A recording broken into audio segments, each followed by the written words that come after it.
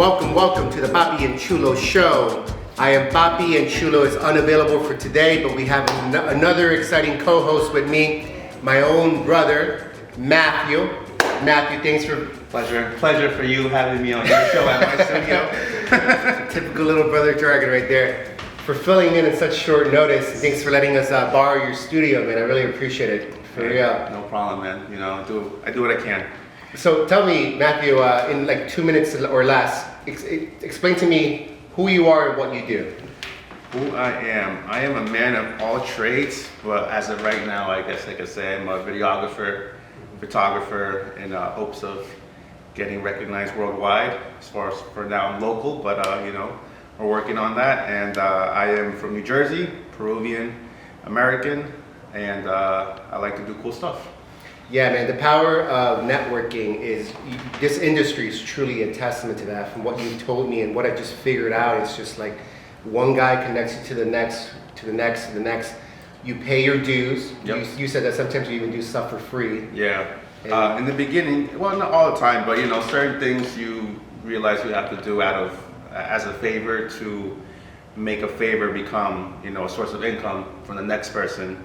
It's all about recognition here, and as much as you're like, oh, I'm not getting paid for this, so I'm not going to try my hardest. When someone sees your work, they're going to judge you based on that work. So it's always about, and I've learned about giving it your best, even when you're not getting paid, so that the ones that admire your work will pay that, what you think you should be getting paid. So that's how I see things, yeah.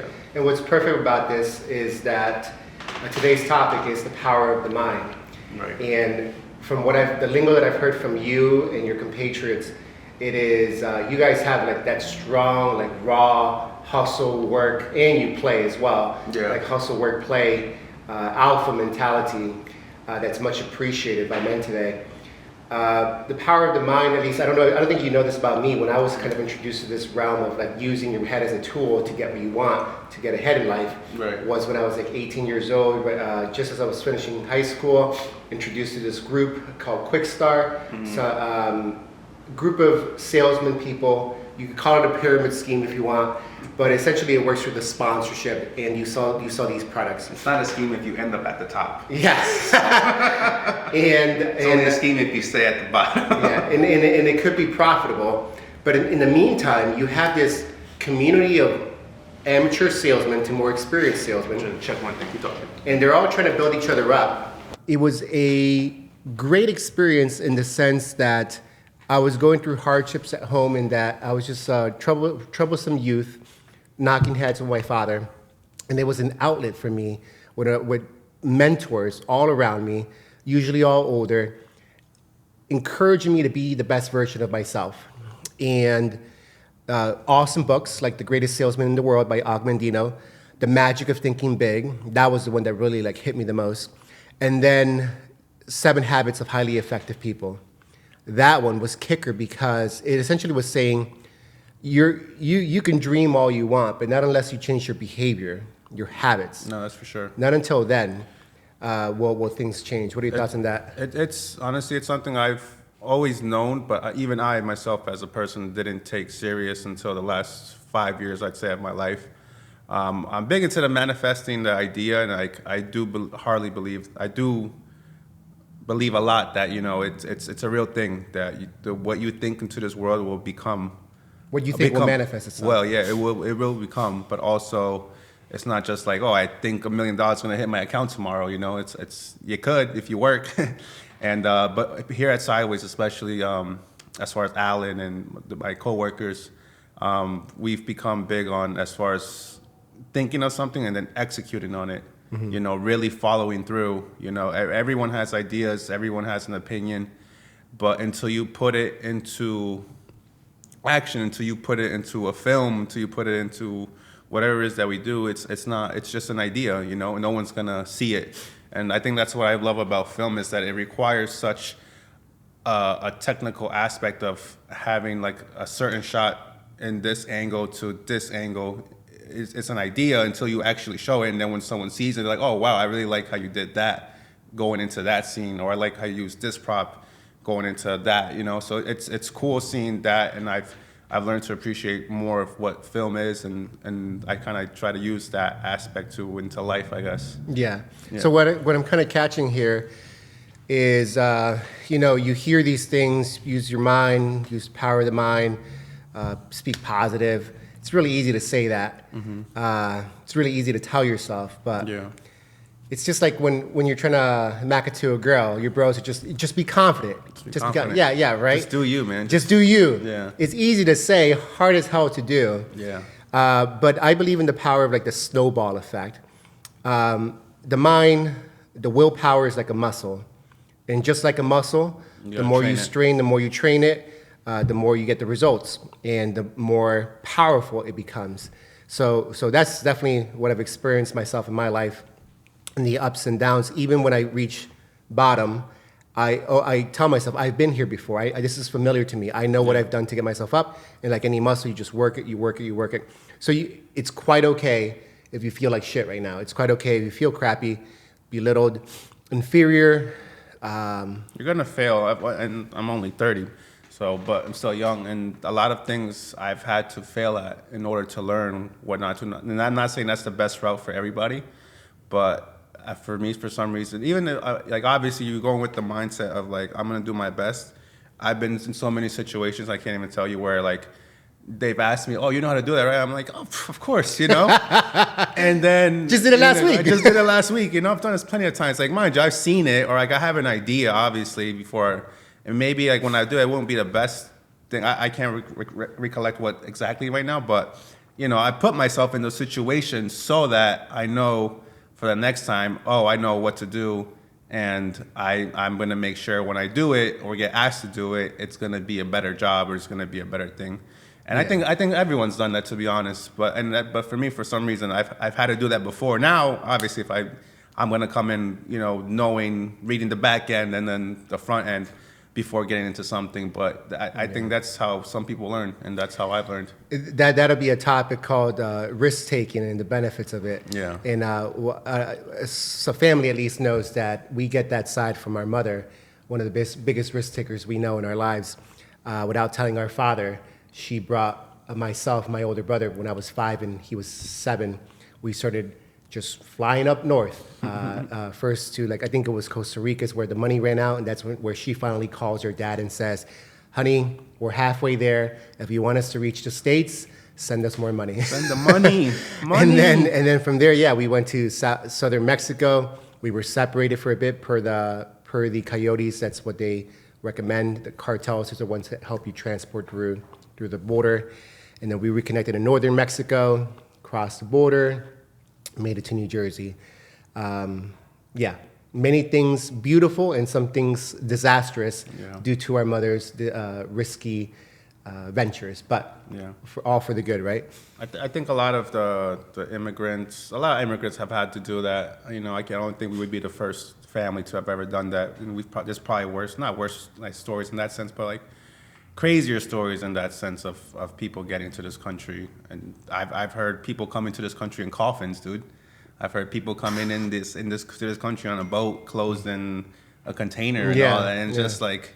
Well, my parents just crossed the border, But it's all about the end goal. Perhaps, and referring to the mind was that in that mind aspect, it's like we're gonna make it at whatever cost it is, So breaking that barrier. So the mind, like a muscle, you work it out, gets stronger and stronger. When you reach a point of comfort, you become bolder, you start taking risks. And you did tell me that story about in the beginning, you just bought the equipment on credit. Is that correct? Yeah, certain things I bought on credit. Which these are expensive gear, guys. Like some of the cameras and all that they get. Like as far as referring, when I did start out with, when I started out at Sideways, all I really had was a laptop. It was a pretty good laptop at the time.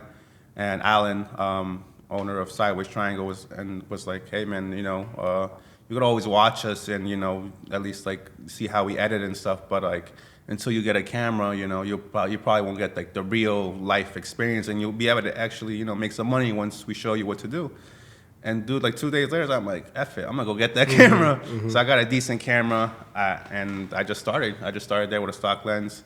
Essentially, initial investment was what 2,500. So from that, I've made my money back on that. But the one thing with the media world and camera gear is that you just keep wanting to get better stuff, and so you spend more as well. Yeah, But yeah. it all comes out at the end. The overall goal is to have the best of the best, to make the best of the best, and get recognized, and people take you more serious. So it's always to get to the next level Yeah. with what I do, what I buy at least. Yeah.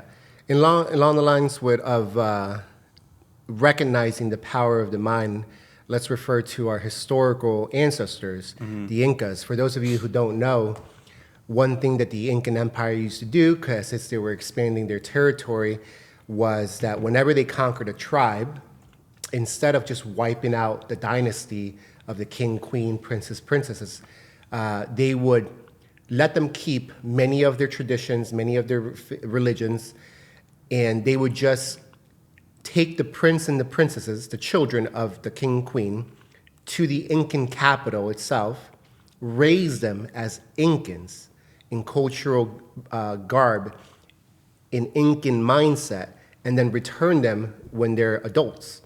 But they return with an Incan mindset.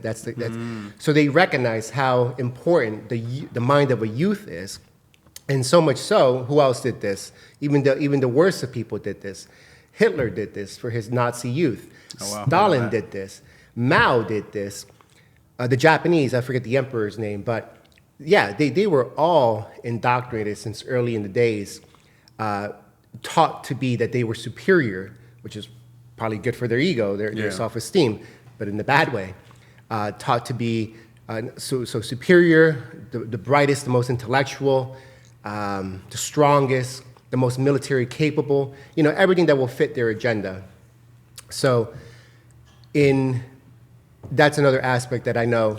That's why As far as training the mind. Yeah, as far as training and the mind. that's always important. Just like anything, when you're young, you're gonna be the most susceptible to whatever you hear, you listen to what you're told, and obviously those are the most important years of development to really stick onto an ideology or stick onto a way of living. And as far as those people that you just named, are not stupid. Like they know. Just like that, don't mean to sound cliche, but with great power comes a lot of responsibility, and that could be a power to do good for the world or do bad, Yeah. And so I think those people that you named were They knew what they were doing. They knew what they were doing, And they knew where to start if they wanted to keep their agenda going. Right. If you want to have something live on for years, you have to continue that tradition, in a sense. Yeah. I don't know if you knew this. In North Korea, there was this defector, this lady who was able to escape when she was a young teenager. And when she reached China, she was beside of herself because she couldn't understand the ability to be able to choose what food she wants to eat, to be able to choose what clothes she's allowed to wear. That's how so trained they are to be complicit or complacent to the dictatorship that they have. Yeah. She was afraid of thinking thoughts of freedom. Yeah. Because they weren't taught that. She thought that they could read her mind. Yeah. Isn't that crazy? It's you get told so many years that you're this, or you could only think that. Anything out of that is abnormal and is strange to you. So I can't even imagine how those people that do leave those encampments and whatnot, and they come to a different lifestyle, they come to here or wherever else, and just like, wow, it's a lot bigger. Like, what was I being taught? And I think it goes many ways too, as far as where you live. And thankfully, I was born in this country, and you're kind of taught like, yeah, you could be anything. And I think that's very big compared to most other countries where like, oh, you can only think this way, or like you could only stick to that color because that's your color. So and so many problems come from just strict thinking. You won't progress. I feel limited like thinking. Yeah, limited you won't progress in this world. Tell me what you think about this story here that I heard a while ago. You may have heard Let me it. just check the camera real quick. It's a story of a young troubled youth who, in high school, he was essentially going to fail out. He was no bueno. His mom knew it. But the one thing that he promised his mom that he was going to at least take the SAT. Okay. The dude took the SAT, scored a 1460 out of 1600, which for those who don't know, that's pretty good. Not like genius level, pretty good. Okay. I'm pretty sure I scored like 1150 or something like that. Yeah. And do you remember what you scored? Mine was terrible. Don't even remember. And I when took you it get 2 times. When you got it back, it said retard. Oh, sorry, wrong word. Not smart. Special kid. Not inteligente. Yeah. Yeah, special kid. You get 6. Okay. So he gets that, and his mother immediately thought, you cheated. You cheated, Yeah. you cheated, you cheated. And the son was like, Mom, no. Like, I even tried to cheat, but the way things were, like, you just couldn't do it. And people were sitting too far apart. He couldn't see stuff. So he has this epiphany moment, and all of a sudden decides to like attend all his classes that he's going to. And along the way, the teachers start recognizing this, and they're like, Yeah. "Oh wow, maybe turned over a new leaf and decided to apply himself." And he's naturally smart kid. Yeah. This kid ends up going to some a regular college for a little bit, then goes to an Ivy League school, connects with the right people, works for a magazine company, and is now an international magazine a millionaire. Okay. Okay. The dude, 12 years later, gets a letter from the SAT department of New Jersey, and they usually, for some reason, go through these randomized audits, All right. self-audits. And that year, they sent 13 letters to 13 people students? 13 adults now, Okay.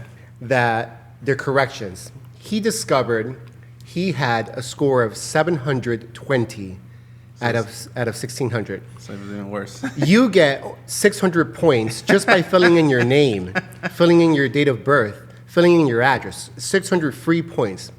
So he was truly below average. Okay? What's the moral of the story? That this is the guy telling his story himself. Right. This is at a speech that he gave. He says, "My life didn't change when I got 1460. My life changed when I started acting like a person who has Who had 1460. some knowledge, yeah. Who implements Right. the requirements to gain a 1460. So what does that mean? That means actually going to class. Right. You know? So that's huge for me because you could be the smartest person in this world, but if you don't apply yourself, if you don't start acting like it, you're just gonna be there, you know? There's book smart and then there's street smart to me. There's always been. And then there's both. And then there's both. Yeah. You have both, you're dangerous. I think, yeah, if you have both and you know how to really blend in society and just know how to talk and, sway and the way you sway and how you talk and how you look and all that, man, you're dangerous in this world. And I just think it's important to definitely have both. But it's always, there's people that are very book smart but just don't know how to act in the world or don't know how to implement them. Same way there's people that are very street smart, but had they had an education, they could have maybe gone farther in life. Rather, they just know how to, let's say, sell drugs, or they just know how to move certain things, but maybe not the most legal things. And, Yeah, plenty of stories like yeah, that. Bright kid, yeah, all the teachers saying yeah. bright kid, Bright just kid, but he just chose the wrong chose path. the wrong friends is The usually what they say. Yeah. And that becomes important to who you hang around with and who you're with. I've really realized who you really hang out with is going to dictate your future. And Yeah. I've been fortunate now, and pretty much the people that I hang out with are the people I work with. And even if I don't want to work with them, I could always hang out with them. Yeah. I'm gonna cut you real short. I'm gonna get the cake if you want to keep talking. Sure. I got a picture of something. There's a story of one of the students of this speaker. He says, because he works with improving the results of athletes, elite athletes. I think he worked for like a college team, and he referred to the studies, quantitative studies that showed conclusions of what you may or may not want for the Forbes 500 people and professional athletes. They specifically focus on the power of the language, what you verbalize, not only what you think, but what you actually verbalize. They concluded, I don't know exactly how, but I'm sure they're smart and they figured it out, that if you verbalize positive thinking, your objective increases to a higher likelihood by like 10%, more than 10%. If you use negative verbalization, you don't achieve, it reduces by a percentage of 20%. So the tactic that this team, football team, took, this college level team, this coach, he found it hard to try to encourage them to say, hey, use positive language. But one thing that he knew he could control was no more negative talk. No more negative talk could be verbalized in the field, in the locker room, and they would also encourage it off the field, off the locker room. You know, a change within themselves. What did they notice? They noticed improvement all around, you know, especially removing the Debbie Downer. There's always a Debbie Downer, unfortunately, in every team, every large team at least. So that was huge. So the power of the language goes a long way. And my friends, we need to not ignore just the basics. The basics of having, like a muscle, if you're gonna train intensely, consistently, and you want to be the best Olympian, the best marathon runner, whatever it be, you need to do the basics of eating, sleeping, and exercising well. Exercising well meaning including recovery. Eating, sleeping, exercising well. With the mind, if you're gonna plan to be the best, you need to do all those 3 things as well. For the external though, just like my brother mentioned, you definitely need to be in the proper environment. The mind is something that you feed, just like a muscle. If you're gonna surround yourself with the wrong friends, you're only feeding it the wrong things, negative things, things that will bring you down. You surround yourself with like-minded people or people that are better than you, whether it's athletes or business-oriented people, then that's who you more likely will become. I'm just saying, you know, the basics. Eat, sleep, work out well. Just like the mind. The mind's the muscle. You need to do it. Yeah. You don't do that, you'll burn out. Then that's the interior. That's what you could control. Then there are those things that you can't control so much. Your family, you can't control. Sometimes families are tough. Sometimes they're the ones that beat you down the most. They lie to you the most when they say, hey, oh, I knew you were going to fail. You know, that's unfortunately one thing that I used to hear often when I was young. Dumb, slow, or I knew you were going to mess it up. So that stayed with me for a long time, but I'm happy to say that that was broken, and that whole business entrepreneurial experience was one of the beginning steps for me to like let go of those, break those lies. Yeah, no, for sure. Yeah. So your environment, friends, your circle of friends, your job environment. If you could choose a better job and get paid, even if it's a little bit less, do it. Jobs, you spend 8 hours a day minimum with those people 5 times a week. Family commitments. Minimize the people that are toxic, maximize those who are better for you, that are good for you. And then your recreational activity. This goes, you know, there's a difference between going to a football game to going to a house party to get trash. There's a difference between smoking the marijuana and smoking the hookah. No, he has his perspectives about marijuana. I have my views. I think everyone's allowed at least one vice. I wouldn't say it's the best, but you know, you could also be the guy that works out too much. You could also be a guy. Always, if you do too much of anything, right? I feel like anything is bad.